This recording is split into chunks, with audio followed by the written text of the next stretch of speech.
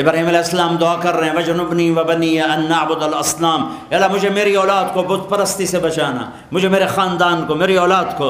اور اللہ اپنے حبیب سے فرما رہے ہیں اِنَّمَا يُرِيدُ اللَّهُ لِيُذْهِبَ عَنْكُمُ الرِّجْسَ أَهْلَ الْبَيْتِ وَيُطَهِّرَكُمْ تَطْهِيرًا، اے اہل بیت محمد ہم نے آپ کو پاک کر دیا۔ کیسے پاک کیا ہے؟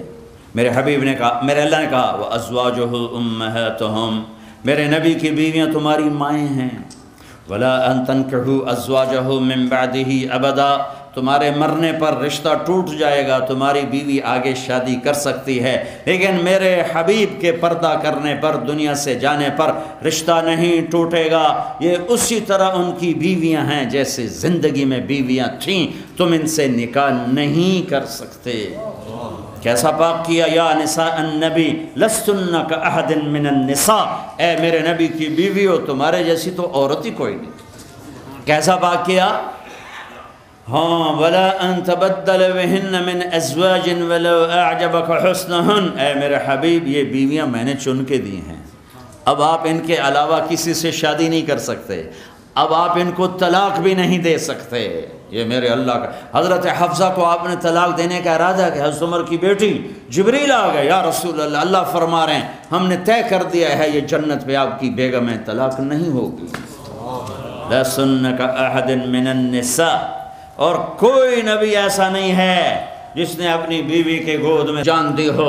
میرے حبیب ہیں اما عائشہ، 12 ربیع الاول ہے، پیر کا دن ہے، 633 عیسوی ہے، 11 ہجری ہے، اور 10 سے 12 کے درمیان کا ٹائم ہے، اور حضرت عائشہ یوں بیٹھی ہوئی ہیں چوکڑی مار کر، میرے نبی عائشہ کے سینے پر یوں سر رکھ کے لیٹے ہوئے ہیں، اور آپ نے اللہ کی بارگاہ میں حاضری دی، عائشہ کے سینے پر سر رکھے ہوئے آپ نے فرمایا امات فی سحری و نحری، میرے نبی کا انتقال میری ٹھوڑی اور میرے سینے کے درمیان ہوا ہے۔ اور یہ واحد نبی ہیں جو اپنی بیگم کے حجرے میں زمین کے نیچے گئے، واحد نبی۔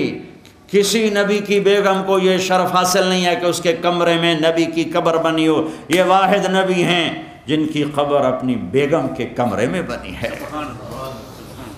اور یہ واحد حجرہ ہے میری ماں عائشہ کا، جہاں 70,000 فرشتہ صبح آتا ہے، درود و سلام پڑھتا ہے، شام تک پڑھتا رہتا ہے، اور شام کو پھر 70,000 آتا ہے اور صبح تک پڑھتا رہتا ہے۔ اور یہ واحد حجرہ ہے جہاں نبی کے 2 محبوب ترین ساتھی بھی دائیں بائیں سوئے پڑے ہیں۔ ایک دفعہ آپ مسجد میں داخل ہوئے، آپ کے دائیں طرف ابو بکر تھے، بائیں طرف عمر تھے، لوگ سامنے تھے، تو آپ نے لوگوں کو دیکھ کر یوں ان کے ہاتھ پکڑے، ابو بکر کو سیدھا اور عمر کو الٹے ہاتھ سے، فرمایا مجھے دیکھ رہے ہو؟ انہوں نے ایسے دیکھا، کہا ہاکذا نحشر یوم القیامہ، قیامت کے دن ہم تینوں ایسے اٹھائے جائیں گے کہ دائیں طرف ابو بکر ہوگا اور بائیں طرف میرے عمر ہوگا۔ جب ابو بکر کا انتقال ہوا تو انہوں نے وصیت فرمائی کہ مجھے میرے نبی کے پہلو میں دفن کیا جائے، وہ تو باپ تھے۔ تو حضرت عائشہ رضی اللہ تعالیٰ عنہ نے کوئی آبجیکشن نہیں کیا، ٹھیک ہے۔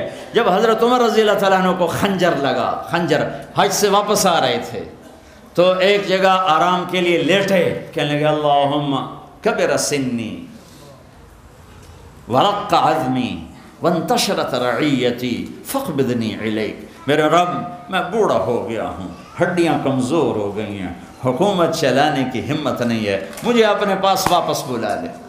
پہنچے ہیں اور 27 ذوالحج کو خنجر لگا ہے، 29 کو جان گئی اور یکم محرم کو قبر میں چلے گئے ہیں۔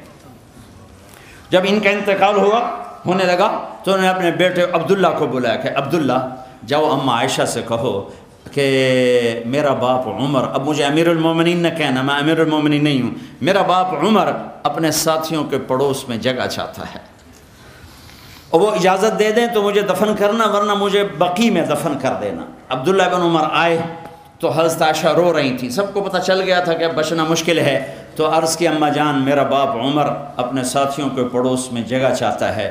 تو عائشہ رضی اللہ تعالیٰ عنہ رونے لگیں، فرمایا کہ یہ جگہ تو میں نے اپنے لیے رکھی تھی کہ ایک طرف میرا خامند، ایک طرف میرا باپ، ایک طرف میں پڑ جاؤں گی، لیکن اگر عمر کی خواہش ہے تو وہ مجھ سے زیادہ حقدار ہے، میں اجازت دیتی۔ وہ بیٹے نے آ کر کہا ابا مبارک اجازت ہوگی؟ کہا نہیں بیٹا ممکن ہے میرے شرم میں کہا ہو، جب میرا جنازہ اٹھاؤ تو ایک دفعہ پھر دروازے پہ رکھ کر اجازت لینا، اجازت ملے پھر لے جانا ورنہ واپس لے جانا۔ تو موت کے قریب حضرت علی اور حسن آئے حال پوچھنے، تو گھبراہٹ تھی، تو حضرت علی نے فرمایا موت سے ڈر رہے ہو؟ کہا نہیں موت سے نہیں، موت کے بعد والی گھاٹیوں سے۔ تو جب موت کو محسوس کیا تو بیٹے کے گود میں سر تھا، تو فرمایا بیٹا مجھے زمین پہ ڈال دے۔ تو اس کو اچھا نہیں لگا، اس نے پنڈلی آگے کر کے یہاں رکھا، کہا وہی حق تیرا ناس ہو، میں کیا کہہ رہا ہوں، زمین پہ ڈال دے۔ تو انہوں نے زمین پہ جو ڈالا تو یوں اپنے گال کو مٹی پہ رکھ دیا۔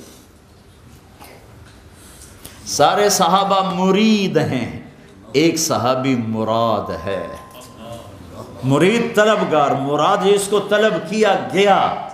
آپ نے کسی کو نہیں اللہ سے مانگا سوائے عمر کے، اے اللہ 2 عمر میں سے ایک دے دے، یا بن ہشام دے دے یا بن خطاب دے دے، اور مجھ سے پوچھتا ہے تو میں ابن خطاب مانگتا ہوں۔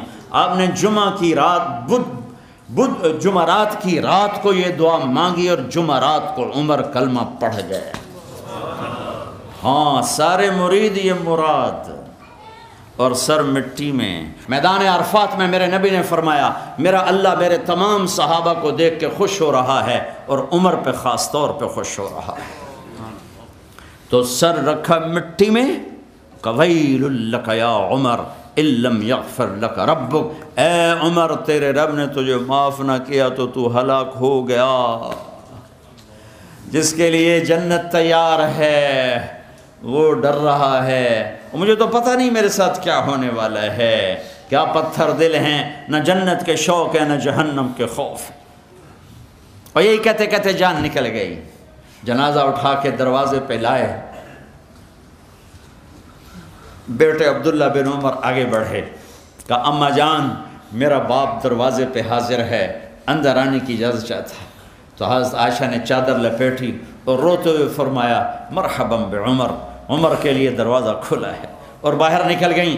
اندر گئے، قبر کھودی جا رہی تھی، تو اس وقت عبداللہ بن عباس فرماتے ہیں میرے کندھے پر کسی نے ہاتھ رکھا، میں نے مڑ کے دیکھا تو علی کھڑے تھے اور کہہ رہے تھے عمر مجھے پتہ تھا یہاں تیرے سوا اور کوئی نہیں آ سکتا، چونکہ میں نے ایک دفعہ نہیں میں نے ہزاروں دفعہ سنا میرے نبی نے کہا میں ابو بکر اور عمر گئے، میں ابو بکر اور عمر آئے، میں ابو بکر اور عمر بیٹھے، میں ابو بکر اور عمر اور کھڑے ہوئے، مجھے پتہ تھا تو یہیں آئے گا۔ یہ اماں عائشہ کو یہ سعادت ہے کہ ان کے حجرے میں کائنات کے سب سردار آرام فرما رہے ہیں، اور دائیں بائیں ابو بکر اور عمر آرام فرما رہے ہیں۔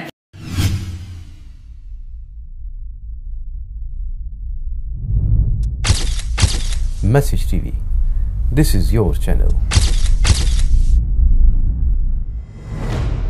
This is your channel.